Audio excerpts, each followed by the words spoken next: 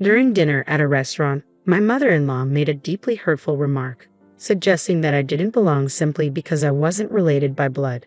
Her words stung, making me feel undervalued, and I had the sudden urge to leave.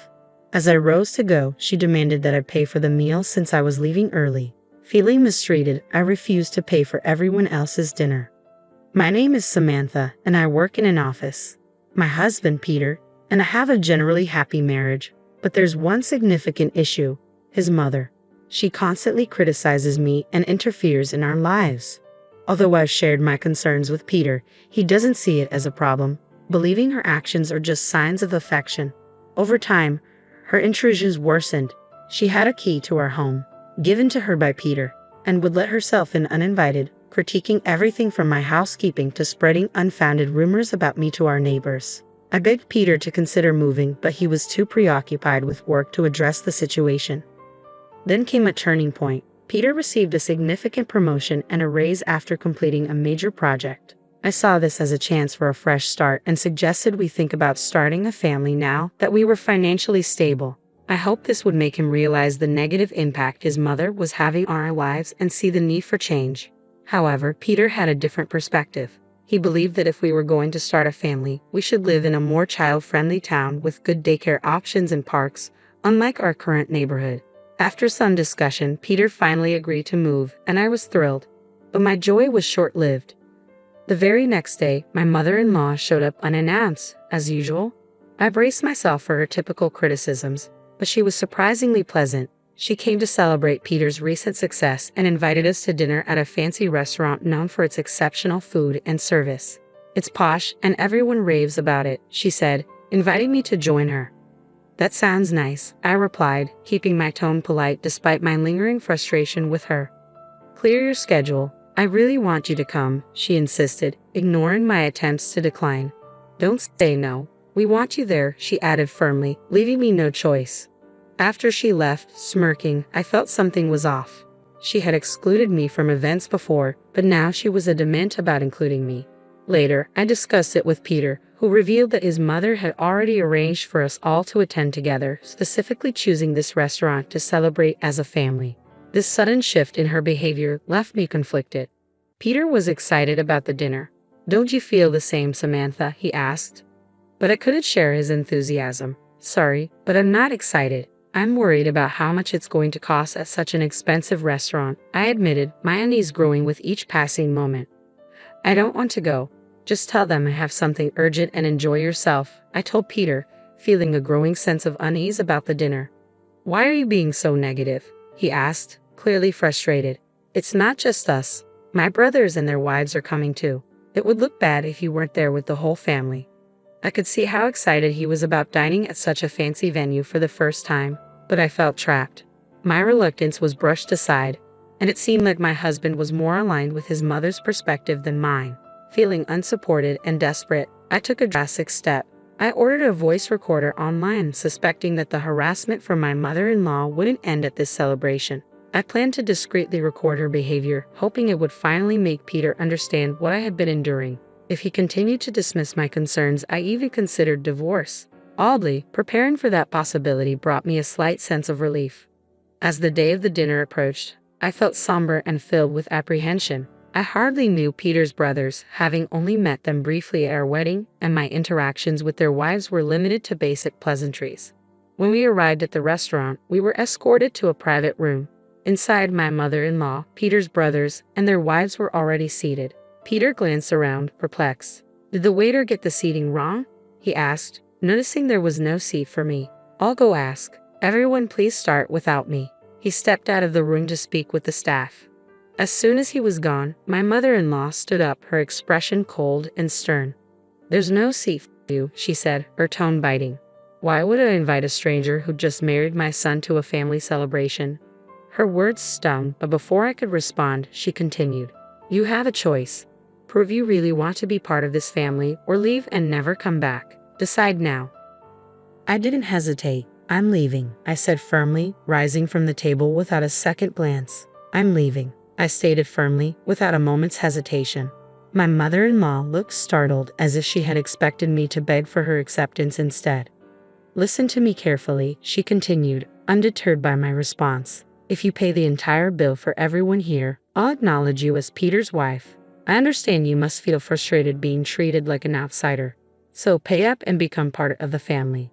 I already told you, I'm leaving. Why should I cover the expenses for someone else's family gathering? I retorted, turning to go. She slammed her hand on the table and raised her voice. Can't you see I'm offering you a chance to be part of the family? Are you really okay with remaining a stranger? Pay up. No, I replied calmly. I'm perfectly fine being seen as a stranger. And since I'm not family, I won't be paying for your meal. Goodbye, mother-in-law. With finality, I turned and walked out of the room. She tried to follow, but by the time she reached the doorway, I was already gone, leaving the confrontation and the oppressive dinner behind me. By the time I reached the exit of the restaurant, I was determined to go straight home and send Peter an email explaining the entire ordeal. To my surprise, he arrived home just 15 minutes after I did. He explained that the waiter had confirmed there was no mistake with the reservation. My mother-in-law had deliberately caused the scene. It turned out that my decision to stand up for myself had a ripple effect. The wives of Peter's brothers had witnessed the incident, and their perspective on the family dynamics shifted dramatically. The wives who had silently endured similar mistreatment from my mother-in-law found strength in my actions. Emboldened by my stand, they too decided to leave the restaurant, making a decisive statement of solidarity. Their husbands, the eldest and third sons, quickly followed them out. I braced myself for the inevitable backlash, and sure enough, within 4 hours, my phone began ringing nonstop. It became so incessant that I eventually blocked her number, but one call slipped through from an unknown number. Hello, sorry for calling so late. Is this Samantha's mobile phone? The man on the line introduced himself as a police officer from a nearby station. He explained that after everyone had left the restaurant, my mother-in-law had stayed behind, trying to continue eating. Shockingly, she attempted to charge the bill to me. However, the restaurant staff, already displeased with her earlier behavior, denied her request. They believed I had no intention of returning to settle the bill, especially after leaving upset. Finding herself in a bind, my mother-in-law was advised to pay by card.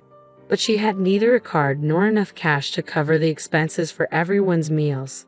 Desperate, she tried to reach out to other family members for help, but none responded to her calls. Frustrated and enraged, her anger escalated, and she began breaking expensive vases and flower pots inside the restaurant.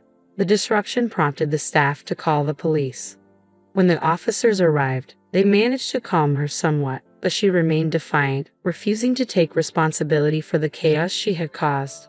With the restaurant yet to be compensated, the staff requested the police to escort her home. Feeling the sense of duty, despite having ignored the earlier calls, my husband and I reluctantly returned to the restaurant to address the situation. Upon arrival, we found the police still attempting to pacify my mother-in-law. The moment she saw me, she glared and shouted, "You're useless. This mess happened because you didn't pay the bill. Isn't it only natural to help your mother? Pay up now." Her nearly threatening tone, especially in front of law enforcement, took me aback. The officers had made it clear that if no one took responsibility, they would have to either escort her to a family member's home or arrest her for attempting to leave without paying the bill. Exasperated and determined to end the drama, I responded firmly, "Please take her away. Arrest her or do whatever you need to do. But make her take responsibility." My mother-in-law looked stunned by my assertiveness. "How could you say something so heartless? I can't believe it. Just pay the bill. It's bad luck to have a family member arrested," she pleaded. But my resolve was unshaken. "I don't care. I'm not family, and I don't want to be associated with someone who's acting irrationally and causing a disturbance," I replied. With that, I turned to leave the restaurant, determined to let the police handle the situation.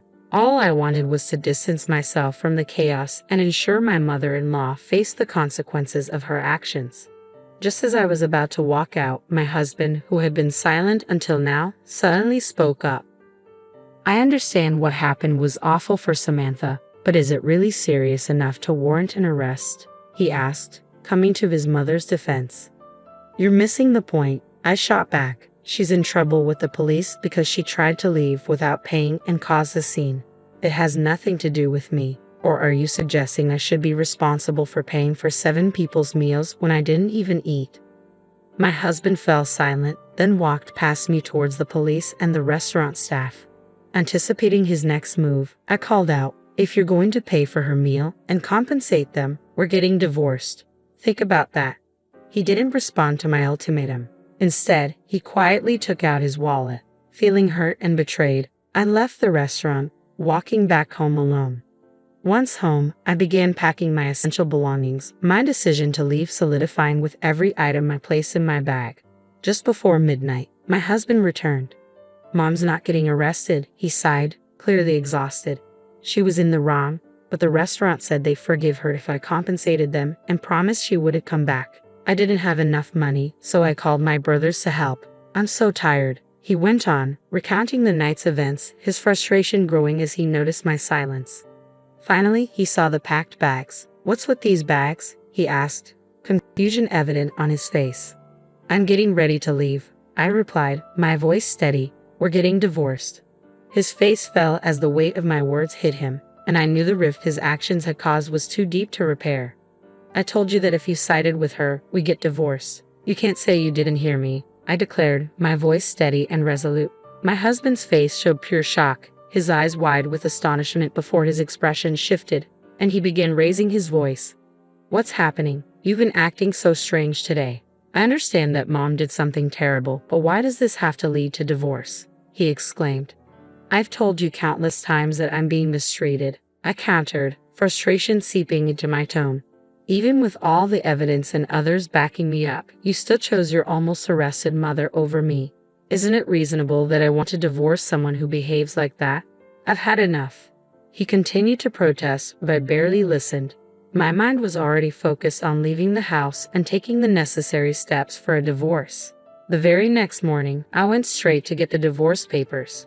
When I handed them over to my husband, he made a dramatic show, lamenting how he didn't want a divorce.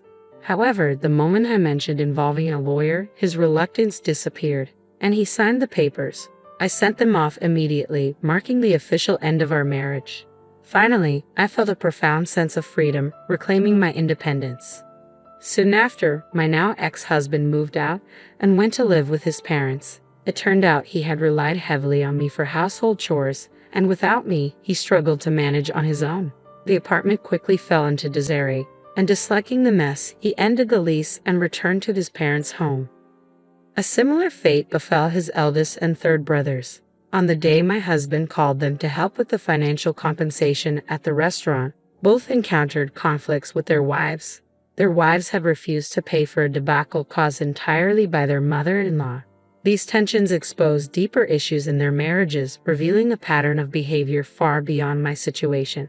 However, both brothers chose to dip into their savings to help their mother without consulting their wives. This financial decision sparked heated disputes and strained their marriages, leading to serious talks of divorce. Ultimately, both brothers moved back to their parents' home, joining my ex-husband and mother-in-law. Like their mother, they refused to engage in any housework, preferring to rely on others. The entire family dynamic became the talk of the neighborhood, fueling endless gossip. Neighbors whispered about how the wives had allegedly abandoned their husbands, but in truth, they were simply standing up for themselves against a toxic family environment. In the end, my mother-in-law and her 3 sons, reluctant to grow up and take responsibility, found themselves all living together again, trapped by the very behaviors that had driven their families apart.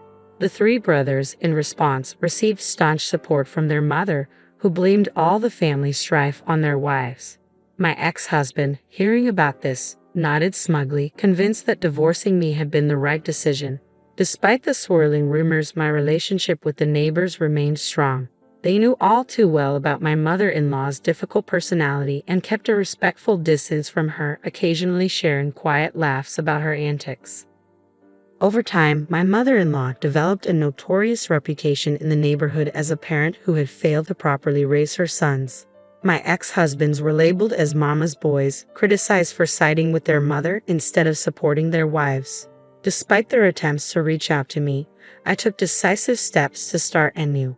I changed all my contact details and moved to a new house, ensuring they couldn't find me. securing my peace and beginning a fresh chapter far from the turmoil of the past.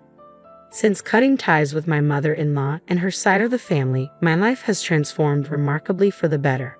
The relief of no longer having to deal with the constant stress and drama she caused is immense. Even more, the opportunity to form new friendships has greatly enriched my life.